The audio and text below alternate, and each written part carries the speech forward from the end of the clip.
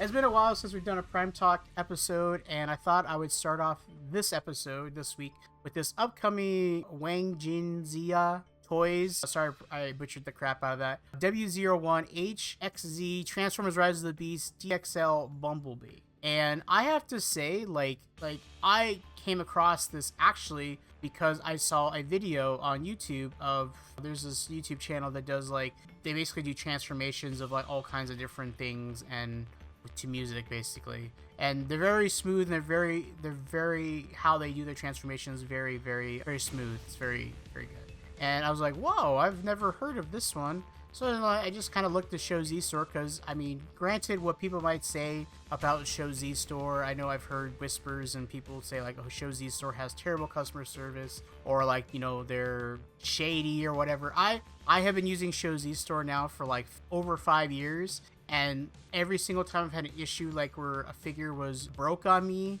or if, you know, or like one rare occasion, I bought a split from them that showed up broken, and I contacted them, gave them the pictures, and they were like, okay, cool, if we have replacement parts, we will send them to you. And I got the replacement parts. I mean, every single time I've had a figure broke, like the X-Transbot's long haul broke on me during the first time of transforming it. And I sent them a video and told them what broke, and they sent me the part. And now it doesn't break. I mean, granted, I'm a little bit more careful when I get to that point of the transformation, but it doesn't break anymore. So yeah, they've been really good to me, and so of course it's like, they're kind of like my go-to, you know. And so I went there and I was like, oh well, so this is actually just popped up as a pre-order. Ironically, and we'll go through all these pictures here momentarily, but go back to this actually listed was actually almost a whole year ago, and with like I'm guessing these are 3D renders, or not the 3D printed, sorry, these are 3D printed unpainted prototypes, and it looks okay, you know, but it's a prototype, you know, and everything like that, you know. And then we get up here, and then boom, now we've got fully painted. It looks fantastic, and like there's the front of it, right? Here's the front, you know, then you got the guns on, battle mask, looks like head replacement, and here's the back now, and then here's vehicle mode. Now, yes, you do kind of see some robot parts right there and in the back, but this gives me a very strong Unique Toys vibe. And I don't think this is Unique Toys at all. It might be, maybe it's just maybe it's somebody who's done designs for them in the past. You know, that's definitely a possibility. But I'm super shocked by this. I'm shocked by this because Unique Toys I feel like Unique Toys could be like, they could be the forerunner for movie masterpiece figures in the third-party space if they were consistently doing stuff. Now, granted, there's probably a little bit more complexity that goes into designing. Like, first of all, you have to do the design. Someone has to design the figure or the character, and then somebody has to take that design and then turn it into, and then do the engineering for it, you know, and create like the engineering part of it, and then it has to go through testing phase where they have to 3D print it, see if it actually works, etc., and then make changes before it goes in, say, before they even start making molds to start the pins and stuff like that, to start making the sprues and all that stuff. So there's a lot of there's definitely like I would say at least 4 to 5 months of R&D that goes into every single figure. Granted, I feel like G1 figures have a lower R&D time because they're more simplistic, and I do feel that a lot of G1 companies that do G1 exclusively sometimes overcomplicate the figures or the engineering, because otherwise there's not a whole lot more they can do with it. You know, I feel like, you know, to try to get the most accurate looking tomb design, they sometimes go overboard. Now, the Bay movies, and even like the Bumblebee franchise, like, you know, Bumblebee and Rise of the Beast, I guess would be considered its own little like fragment of the Bay movies, but they really have this unique design that's very hard to translate to a toy, because as you can see here, look how complex this is just from the back, and then here, and it's supposed to turn into this. Hasbro's never going to do this. Takara could do this. Takara definitely could do this. The reason why I feel like Takara does not do stuff like this, and even just like, not like just say like movie stuff, but just like, because they do some movie figures,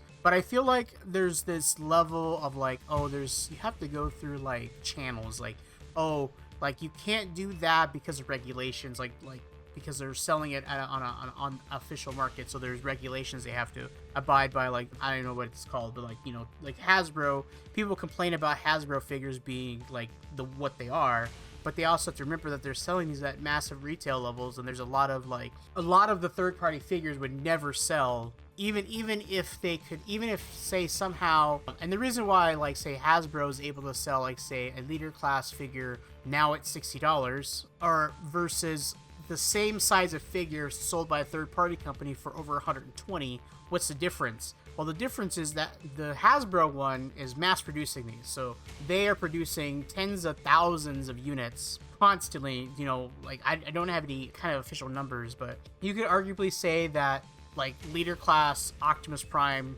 the Studio Series 86 Optimus Prime, they probably produce somewhere close to, like, say like 100,000 units easily.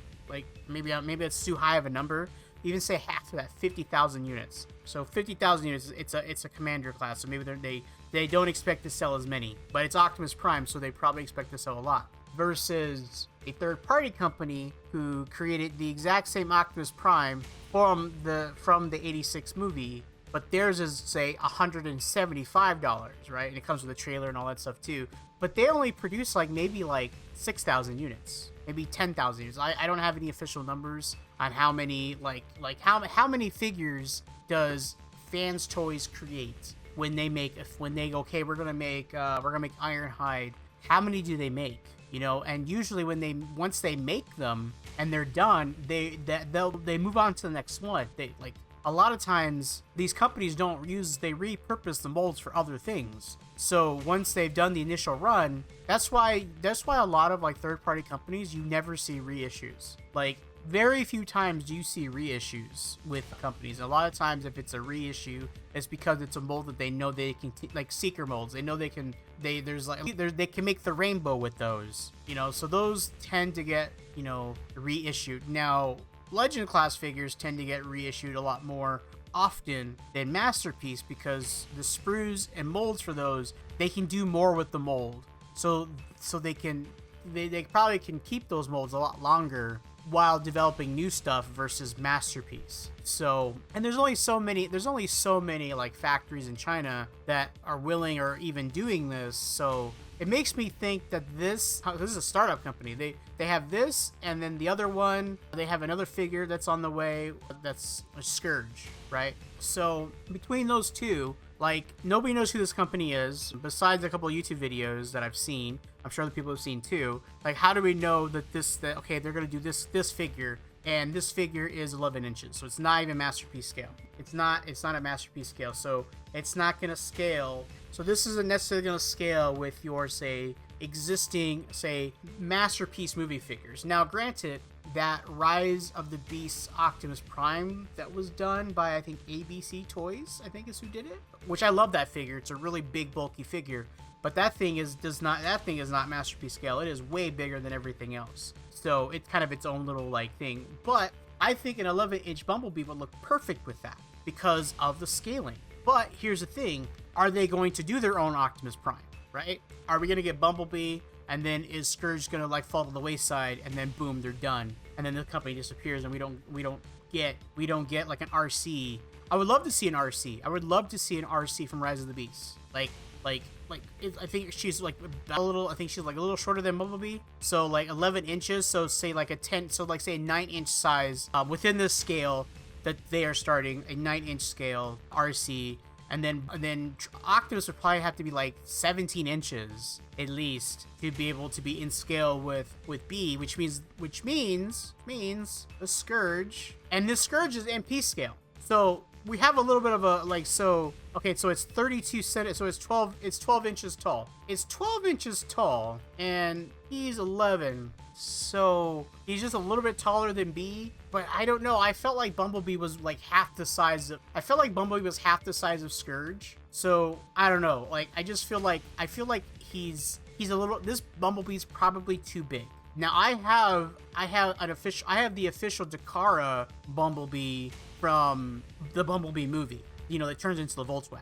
and he's pretty small. Like, he's not, I mean, he's masterpiece scale, but he's like half the size of this figure, probably. I think he's like 6 or 7 inches tall. And, you know, but like, are we going to get Wheeljack, right? Are they going to do Wheeljack? Are we going to get like Nightbird? Are we going to get Rat Trap? Is it Battle? No, Battle Trap is Battle Trap. You know what I mean? Like, are we going to get Mirage? You know? Like, is Mirage going to be off the table because of the licensing? Because, you know, with Mercedes, you know, they boom. Like, the reason why the Studio Series version of Mirage, the vehicle mode, like the Studio Series version is so bad, is because Mercedes said you can't break up the logo. So that's why he has those door wings the way they are, and that's the best they could have done. As I was saying before, with like Hasbro and Takara having to apply to these regulations for toys that have been put in place to protect children and the consumers in general, third-party companies are like, it's like black market. They're working in the black market, so they don't have to, like, say, hey, you can't have, like, say, Hasbro and to say Takara, because this would be more Takara's thing. Takara's like, oh, hey, we can't do this design because there's a lot of small little tabs on this thing, and the plastic's really weak and it could break. So if they did it, they'd have to do it differently, so it wouldn't be as clean in the back. Because of that, well, third-party company, well, they can do whatever the hell they want. It doesn't matter to them. It's like, we can just do that. And, you know, whatever I don't know the name. I can't think of the organization off the top of my head, so you guys can leave me a comment and tell me below. But they can turn around and go, no, you can't do that. And third-party companies, like, they don't have that problem. They don't have regulations or people saying that you can't do this because, like, say, for example, like, you know, Hasbro wants to do the Studio Series version of Mirage from Rise of the Beast. Well, they have to pay a fee to get the license to be able to make him a Mercedes-Benz, which is what I don't know which kind of Mercedes, but he has to be a Mercedes, and so that's the reasoning why that toy suffered as a result of that. But if a third-party company, so we'll just say Unique Toys, for example, was to do a masterpiece scale Mirage from Rise of the Beast, it would look something like this. It would be like this. It would be amazing. That's why it gives me a very strong Unique Toys vibe. I'm like, I feel like I've seen this kind of designing before, and it's interesting. It's very interesting to me. I don't know if I'm gonna pre-order this. I don't see this selling out. I don't see this going like, oh, you know, boom, it's sold out on day one. I don't see that happening. This is a new company. It's also not masterpiece scale, you know, and there's also been, I think there's been at least 3 or 4 different versions of this Bumblebee that has been done by other companies. So people might be like, I don't really need this. And that's the problem. Because if people go, I don't need this, then the company doesn't make any money, or like whoever's doing this, they're like, oh, that didn't make any money, so we'll just not make any more. We're not gonna be able to make any more, you know. So then that scourge just sits there and becomes it's on there. Like, I can't tell you how many third-party figures are on like Show Z Store's listing that have been there since 2020. Like, here's a good example. X-Transbot's Galvatron has been on there. Like, I pre-ordered that back in 2020 when it, like, and this was before the pandemic happened and all that stuff. Like, I pre-ordered it. I was like, I can't wait. I mean, it might be 2019 actually. I pre-ordered it, and then I just paid for it. I was like, and then the price came up. I was like, you know what? I have the money right now. I'll just pay for it. So that way, the minute it gets released, they'll just ship it, right? Well, after 2 years, I was like, well, I want to get this other figure. So I contacted Show Z Store and I said, hey, is it possible to cancel this order? Because I want to use that money to buy something else. And like, how would that work? You know, do I get a full refund or do I get that amount of money in points? And they said, you know what? They said normally you would get points or whatever on the value, and said, well, so we'll give you the value plus, because I think I was a premium member, so I get 10% more back. Plus, I got my double deposit back, too. And because I was still spending the money with them, I wasn't asking for a full refund. And I forget what I ended up getting, but, you know. But yeah, it's one of those crazy things. You know, that's another example of them, you know, they did. I thought that was a nice gesture. But, yeah, I don't know, guys. I don't think this is going to go well. If the price is not too expensive, if it's not over $120, and in December I'll pop up again, and I go, oh, look, it's available, and it's like under $120, I might buy it. I might pick it up, you know. But also, too, these shipping costs have started to get really expensive. Like, originally, when they announced that they could no longer do free shipping, they were charging like $1.50 now I've noticed it's been $2, $3, and now it's like up to $5, $6. So I don't know if like things have like popped up, or they have to like, the tariffs are really affecting them beyond having to pay like shipping like this. I haven't had anything held back or had to pay like a ridiculous amount of money from tariffs. So I honestly couldn't tell you, and I have ordered multiple things that have come from Japan and China over this course of this entire year, so I couldn't tell you. I other than paying higher shipping costs, I haven't